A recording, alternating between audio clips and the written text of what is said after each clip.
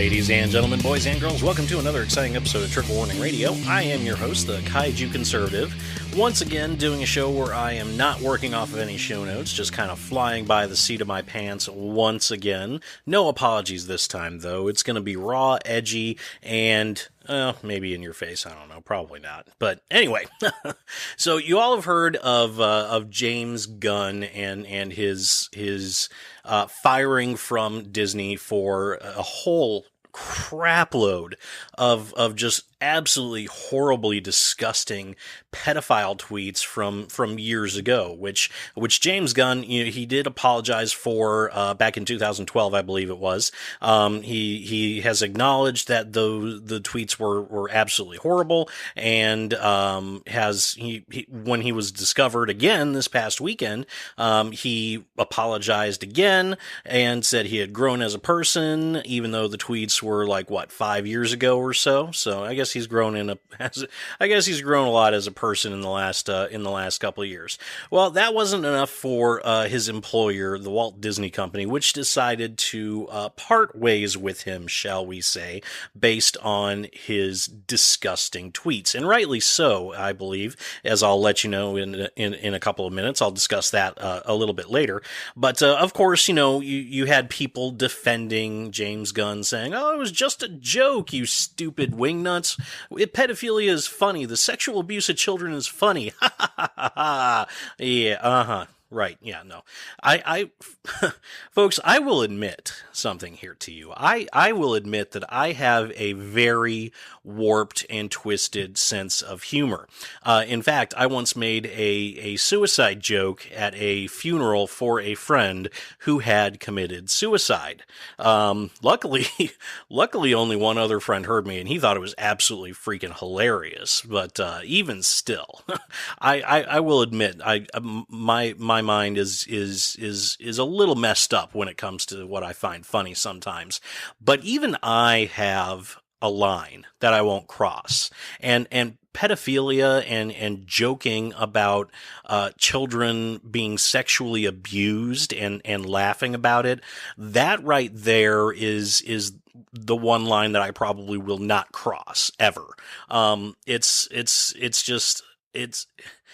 Certain things are just not funny. However, no matter how you couch it and how you package it, and pedophilia is just one of those things. Maybe it's because I've seen the effects of sexual abuse in children before. Maybe that's what's coloring my opinion on it. Maybe it's just the fact that we should, as a society, be hardwired to believe that anybody who has sex with children is an absolute monster that needs the swiftest, harshest penalty possible, and then probably should no longer be walking among us anymore. But anyway, so leftists, of course, but going back to the point, getting off that tangent, leftists, of course, defended James Gunn. Fellow celebrities defended James Gunn.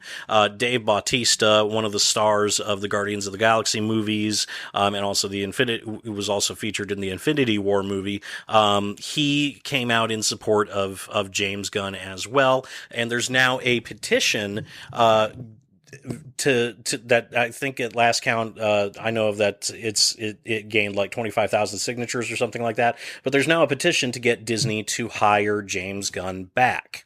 So whether or not that actually bears fruit, whether or not Disney will hire him back, I don't think that's going to happen, at least not anytime soon. Give it a couple years, and then maybe we can talk about that. But that's not what's interesting about this whole sordid affair. What I find interesting, the two things that I find interesting about the whole James Gunn fiasco that happened last week. First and foremost is the fact that, at least on the Trump supporting side of the right, at least with the Trump supporters and the Trump wing of the conservative aisle, it seems like there's almost universal condemnation and just a little bit of glee at a leftist being forced to play by the rules that the left has set up. So I haven't seen any Trump supporters that have that have said that James Gunn was, just joking and that he should not have been fired. I have not seen that. Maybe I haven't looked hard enough, but by and large, for the most part, Trump supporters seem to be universally condemning James Gunn and seem to support him being fired. Now, what's the other interesting thing about the conservative side of the aisle is that there are some conservatives that are actually supporting and defending James Gunn, and those conservatives seem to be almost exclusively from the NeverTrump side of the aisle. I tweeted about this a little bit earlier and got a couple of responses back saying, yeah, no, that's pretty much the case.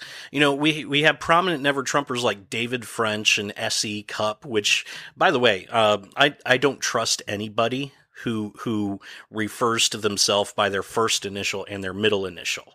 S.E. Cup, that's not a name. That's an internet video title. Two girls, one S.E. Cup, that sort of thing. But anyway, I digress. They both came out with tweets defending James Gunn and were blasted, of course, by the Trump wing of the conservatives. And not only that, but Glenn Beck as well came out in support of James Gunn. Not just in support of James Gunn. I mean, he full on, I thought he was going to propose to the man on on Twitter. I mean, he blasted out a tweet saying that, James Gunn, he knows he's going through a difficult time. He supports him and he's coming to him as a friend and offers his friendship. So, Glenn Beck was pretty much slobbering all over James Gunn. Now you may out there be saying, KC, Glenn Beck supports Trump though. He's on the Trump train. Well, yeah, technically he is, but that's only a recent development that coincided with the insane drop that his media empire has faced over the last 2 years or so. I mean, his stock is essentially cratered. His company is dying, and it's all but over for the Glenn Beck empire. And he's hopped on the Trump train to try and, I think, mitigate some of that. Before, a few months ago, he was staunchly anti-Trump, especially during the campaign. I mean, you might remember that Glenn Beck actually, at one point during the 2016 election, he had conservative author Brad Thor on, and the two of them essentially fantasized about a patriot assassinating President Trump. This was before he was elected, if I remember correctly.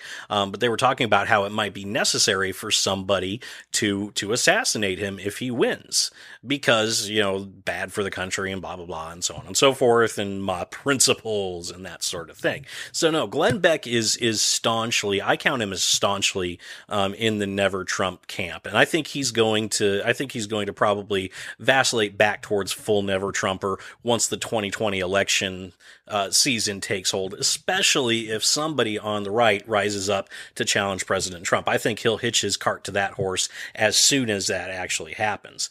The other prominent NeverTrumper that supported James Gunn was Ben Shapiro. Now, Ben Shapiro, you'll remember, he was very, very, very anti-Trump during the 2016 election, especially after Trump campaign manager Corey Lewandowski went and ripped the arm off of that poor girl in the middle of that rally and nearly beat her to death with her own arm. It was just horrible. And he actually left Breitbart because of their support for President Trump. And he's described himself as a sometimes Trumper, which usually means he's insulting the crap out of President Trump while occasionally praising some things he likes. So Ben Shapiro, he penned 2 articles. I'm not going to get into the whole thing, because they're quite lengthy articles, but I will go ahead and see if I can't track those down and link them in the description of this video for anybody who might want to take a look at it. But essentially, his first article was a full-throated defense of James Gunn and blasting his firing while justifying the firing of Roseanne Barr. And in a nutshell, Ben Shapiro says that James Gunn should not have been fired because his tweets are not examples of recent behavior. This is something that happened years ago when the man was much younger, in his late 40s. and we should not look to somebody's distant past and judge them on their actions of the present, and sets a bad precedent, and blah, blah, blah, blah, blah, and so on and so forth. But he also said that Roseanne Barr's one tweet, which was not racist, but was deliberately misconstrued as racist by many, many people on both the right and the left.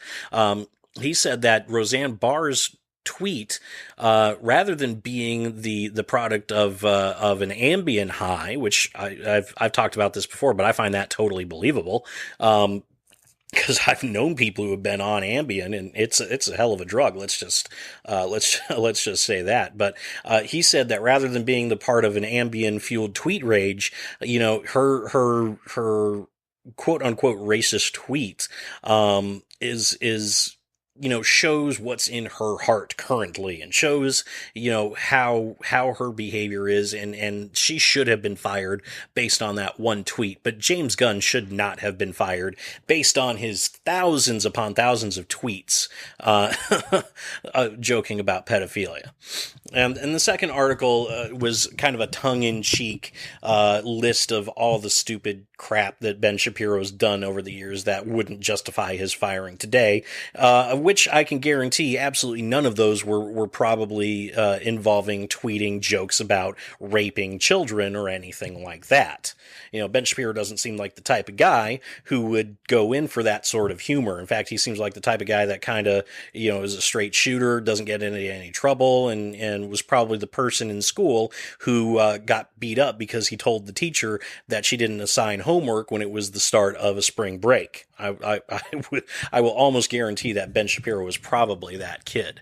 Now, here is why James Gunn should have been fired. Two reasons why. Number one, this is the world that the left has created. This is the left has created this world, this insane world where people can be fired for what they think, for what they say, for really anything, all because an outrage mob gets a hold of their tweet or their Facebook post or a blog post, or even just talks about it, about something that somebody overheard them say or thought they overheard them say. That sort of thing can be blown up from the leftist outrage mob and used as a weapon to get somebody fired and cost them their livelihood, and essentially teach them a lesson to be always politically correct and never to offend anybody.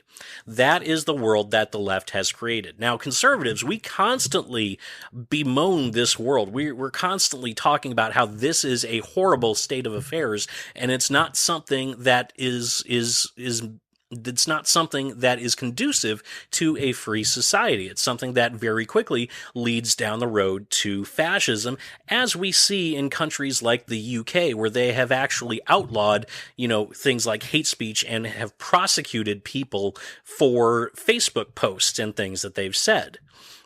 That's what this sort of outrage culture leads to. And we always talk about how this needs to change, but we're never willing to fight to change it. And the way to fight to change it is to make it very, very painful for the left to abide by these rules and create these rules. What we have to do is we have to show the left that, okay, fine, we'll play by your rules, but you have to as well. You're not allowed to get away with whatever the hell you want while you go ahead and trash conservatives' careers because they say things that you don't like. You have to abide by these rules as well. Maybe eventually, after beating the left over their head with their own rules enough, and after they see enough very prominent leftists fall from grace because of the adherence to these stupid politically correct rules. Maybe then the left will back off a little bit and things will return to somewhat normalcy. But that's not going to happen, if we don't make them follow the rules. It's not going to it's not going to happen if we follow the Ben Shapiros and S.E. Cupps and David Frenches and Glenn Becks of the world and coddle the left whenever they're in danger of being fired because of something that they said, because that's not who we are. Kurt Schlichter, over in Town Hall, he penned an article essentially arguing this. But he basically said, this is what we need to do. We need to fight the left with their own rules. We cannot unilaterally disarm. And that is what the NeverTrump wing of the Conservative Party want us to do. They want us to have these highfalutin principles and abide by our own morals and not fight dirty, because that's not who we are. No, screw that. No, we are absolutely going to fight dirty. We have entered an era where I think Trump's election has emboldened people on the right to fight the way that the left is fighting. And I think that's going to start getting results. It's going to be a long road for sure. It's not going to happen overnight, but it's definitely something that we need to do. Second reason that James Gunn needed to be fired is because it is not just about his tweets. The tweets are the most prominent thing, yes, but something I have seen almost everybody ignore, except for very few select media outlets on the right, is the fact that on his personal website, James Gunn linked a video that had been sent to him by a pedophile, by a convicted pedophile. Not only did he link a video that was sent to him by a convicted pedophile, but he also quote-unquote joked about how he orgasmed all over his face watching that video. What was this video, you ask? Well, we don't really know, because he deleted it off of his personal website. In fact, he deleted his entire personal website when this whole fiasco started. And the media outlets that have reported on James Gunn's personal website have refused to link the video, quite justifiably, I believe. There's no reason to spread that kind of crap around. But essentially, the rumor is that the video, or what's been reported is that the video is like a girls' choir singing "I Touch Myself" or something like that. So, that right there, that is more than a joke. That right there possibly signals intent. And that's something that James Gunn needs to be called out on. And he's not being called out on that because everybody is focused on the firing. We've known for a long time that Hollywood has a sexual abuse problem. The Me Too movement started in Hollywood and has claimed a lot of Hollywood producers, stars, executives, and so on and so forth. It's been rumored as well that Hollywood has an extreme pedophilia problem along with it. We've seen prominent executives in recent years, who have been busted for pedophilia. The creator of Ren and Stimpy, he had a 16-year-old girlfriend when he was 39 years and years ago. Roman Polanski raped a 13-year-old girl in the 70s and fled the country after he was convicted, and he gets standing ovations and awards from Hollywood all the time. So this is something that cannot be ignored, and it should not be ignored, and Disney was right to fire James Gunn because of this, because if posting this video and James Gunn's comment, if that signals more than just a joke, if that signals intent, that right there would be a huge PR disaster waiting to blow up in Disney's face. A company that caters to children is hiring and protecting somebody who is possibly a pedophile? No. That cannot happen.